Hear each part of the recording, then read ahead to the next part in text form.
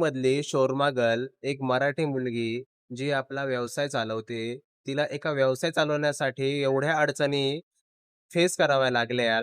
बाहेरचे परप्रांतीय इथे येऊन त्यांना जागा भेटते, त्यांना सगळं भेटतं. त्यांचे हप्ते पण बसतात आणि आमची मुलगी थोडं काय व्यवसाय करायला लागली, तर हेच नगरपालिकेवाले दिवसाला ₹300 घेत होते आणि ह्या सगळ्या गोष्टी ती सोशल मीडियावर टाकत होती.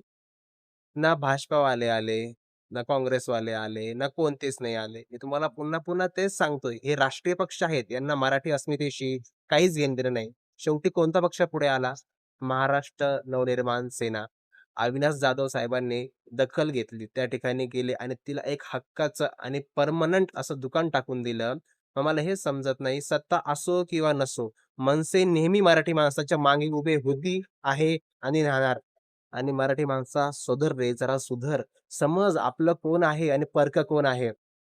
जेव्हाही मराठी माणसावर काही अत्याचार होतो, तेव्हा फक्त मनसे उभी राहते.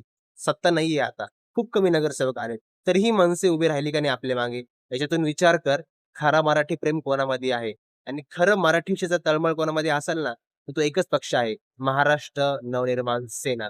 आणि धन्यवाद अविनाश दादा, तुम्ही जो म्हणजे तुमचा सपोर्ट तर असतोच, पण त्या मुलीला तुम्ही जो सपोर्ट केलाय, डोंबिवलीत कोणाची हिंमत झाली नाही. तुम्ही आलात, एवढं सगळं करून दिलत.